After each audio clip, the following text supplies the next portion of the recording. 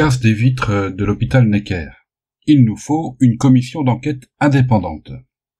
Bonjour, je m'appelle Bernard Adrian et j'ai lancé une pétition sur change.org. Cette pétition est intitulée « Nous voulons savoir qui est celui qui a cassé à la masse les vitres de l'hôpital Necker ». Elle demande au président de la République, ainsi qu'au président de l'Assemblée nationale et du Sénat, la mise en place d'une commission d'enquête indépendante sur la casse des vitres de l'hôpital Necker. Pourquoi cette pétition ? Tout d'abord, rappelons les faits. Premièrement, le 14 juin 2016 a eu lieu à Paris une manifestation nationale entre la place d'Italie et les Invalides. Cette organisation syndicale ou de jeunesse a appelé à cette manifestation qui était la 9e contre le projet de loi travail du gouvernement. Comme lors des manifestations précédentes, le ministère de l'Intérieur a fait en sorte que plusieurs centaines d'autonomes puissent précéder la manifestation syndicale en commettant les dégradations qu'ils commettent habituellement. La police, qui obéit aux ordres qu'on lui donne, bloque les autonomes 45 minutes devant l'hôpital Necker avant de les laisser avancer.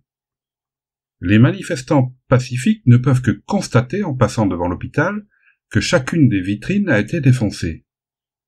Le soir même, le gouvernement en fait des tonnes devant les parlementaires, puis à la télévision, sur la prétendue attaque de l'hôpital Necker.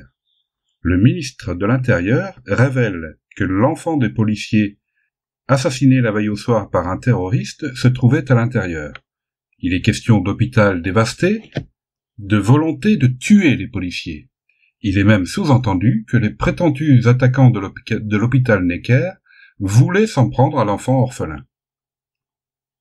Des images captées par un smartphone et diffusées en direct sur Periscope montrent que c'est un homme seul qui a défoncé toutes les vitrines à l'aide d'une masse.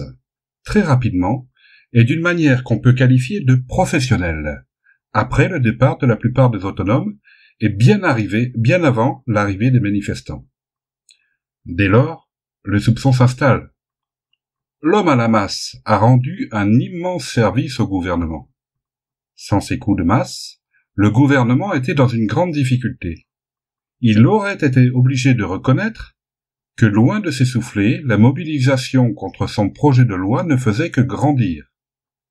Il aurait été obligé de s'expliquer sur son acharnement à tenter d'imposer un projet de loi dont le peuple français ne veut pas.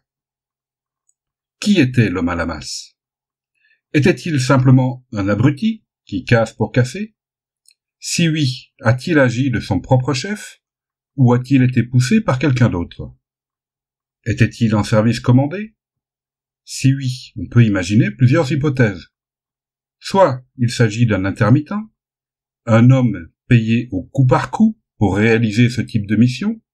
On peut très bien imaginer, par exemple, un militant d'extrême droite, bien entraîné, habitué à l'action, et trouvant là l'occasion de joindre l'utile, c'est-à-dire une rémunération substantielle, et l'agréable, c'est-à-dire un sale tour au syndicat.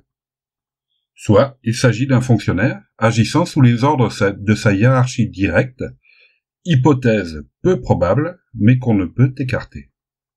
Quoi qu'il en soit, nous devons exiger la vérité. Le soupçon d'une manipulation est tellement énorme dans cette affaire que nous ne pouvons pas en rester là. Le gouvernement a honteusement tiré parti des coups de masse dans les vitrines de Necker.